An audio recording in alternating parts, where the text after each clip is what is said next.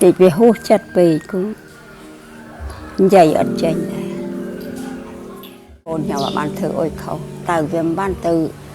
bứt chết thử ôi cái nào đôi bịa cái thai nhu nhuồng người nào ruột chuột độc chuột ôi ăn đi តឡាការកម្ពុជាដំកល់ការបដិទាទោសលើលោកកើតសារាយនាព្រឹកនេះតឡាការកម្ពុជាប្រកាសសាធិការដោយសម្រេចដំកល់សាធិការសាលាឧទ្ធរភ្នំពេញដោយបដិទាទោសលើលោកកើតសារាយប្រធានសមាគមសម្ព័ន្ធនិស្សិតបញ្ញវន្តខ្មែរកាលពីខែវិច្ឆិកាឆ្នាំ 2024 លោកសារាយត្រូវបានសាលាដំបងរាជធានីភ្នំពេញបដិទាទោសដាក់ពន្ធនាគាររយៈពេល 4 ឆ្នាំនិងពិន័យជាប្រាក់ 2 លានរៀលប្រហែល $500 អាមេរិក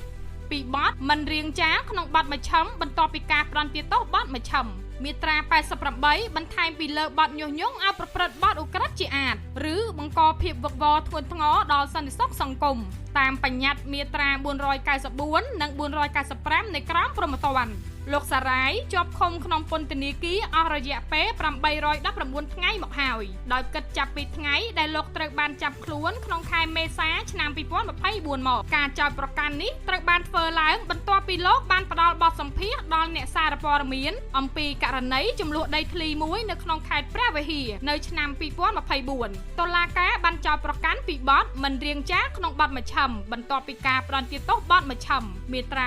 88 នៃក្រមព្រហ្មទណ្ឌបន្ថែមពីបទញុះញង់ដែលនឹងធ្វើឲ្យកម្រិតទោសពន្ធនាគារកើនទ្វេដងការបដិទោសនេះត្រូវបានសាលាឧទ្ធរភ្នំពេញសម្រេចដំកល់កាលពីខែមករាឆ្នាំ 2026 ប្រធានសមាគមសម្ព័ន្ធនិស្សិតបញ្ញវន្តខ្មែរធ្លាប់បានជាប់ពន្ធនាគារអស់រយៈពេល 14 ខែដែលលោកត្រូវបានបដិទោសលើកដំបូងក្នុងខែតុលាឆ្នាំ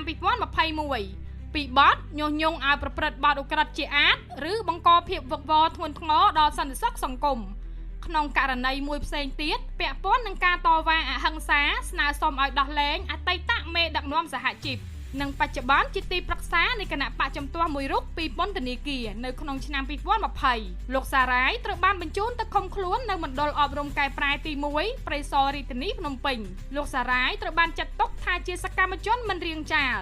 និងជាមនុស្សម្នាក់ក្នុងចំណោមមនុស្សចំនួន 117 នាក់ដែលកំពុងជាប់ឃុំដោយប្រើសិទ្ធិដែលចងក្រងដោយអង្គការលីកាដូ